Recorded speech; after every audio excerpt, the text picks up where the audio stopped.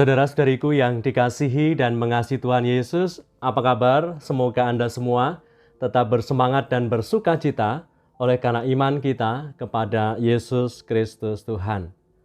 Hari ini Minggu 8 Januari 2023, kita merayakan Hari Raya Penampakan Tuhan atau Hari Epifani. Dalam perayaan Epifani, Hari Raya Penampakan Tuhan, Tuhan Yesus menyatakan dirinya. Tuhan Yesus menampakkan dirinya, membiarkan diri dikenal oleh semua orang, semua suku bangsa, dan semua orang yang percaya kepadanya.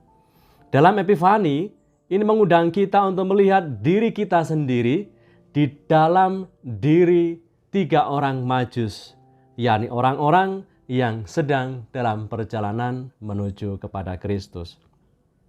Terutama dalam kutipan sabda Tuhan hari ini yang ditawarkan kepada kita dalam Injil Matius bab 2 ayat 1 sampai 12, dikisahkan di situ ada 3 reaksi atas kelahiran Yesus. Reaksi yang pertama adalah reaksi rasa benci, reaksi kebencian, yakni sekelompok orang yang dipimpin oleh Herodes yang berencana untuk membunuh bayi Yesus.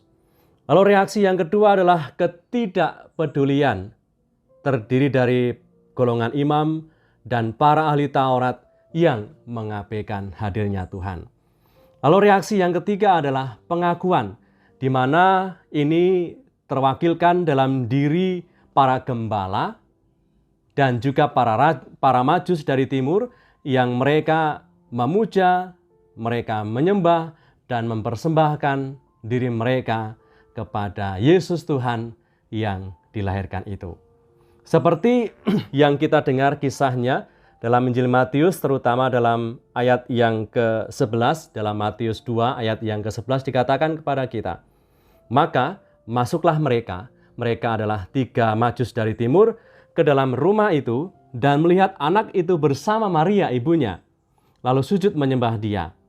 Mereka pun membuka tempat harta bendanya dan mempersembahkan persembahan kepadanya, yaitu emas, kemenyan, dan mur. Orang Majus ini mempersembahkan emas sebagai pengakuan bahwa Yesus adalah seorang raja, raja di atas segala raja.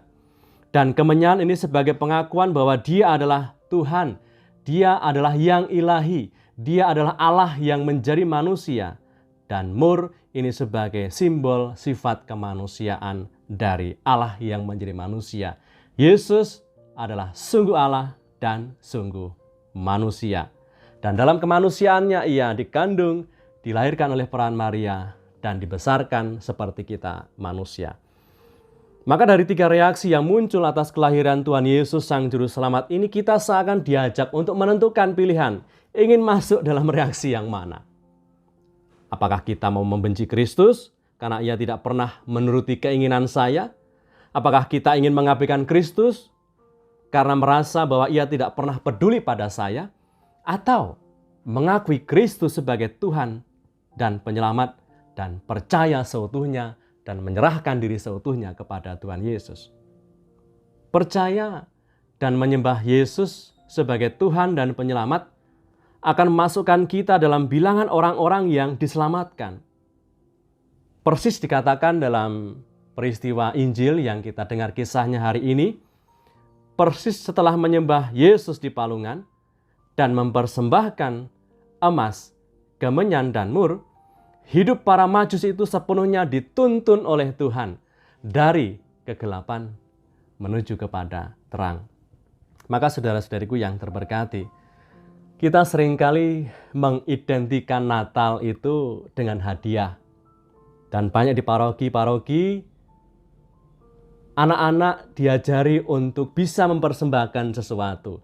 Hadiah, kado kepada Sang Bayi Yesus yang ada di palungan.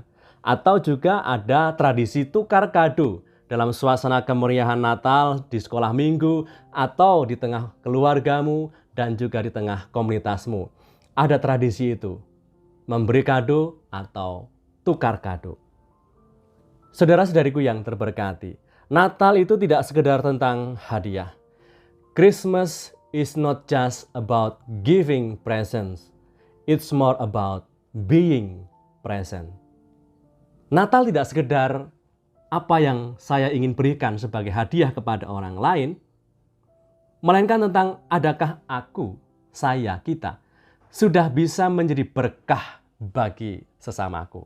Maka adakah saya, adakah Anda, dalam hadirnya kita setiap hari dalam beragam macam bentuk kehangatan kasih, bisa menunjukkan berkah kita bagi sesama, bagi anggota, keluarga, dan komunitas kita. Semoga semangat para majus yang mau hadir dan mempersembahkan diri mereka, membawa persembahan untuk Tuhan Yesus yang baru saja dilahirkan, juga menjadi semangat kita untuk bisa menjadi berkah bagi banyak orang.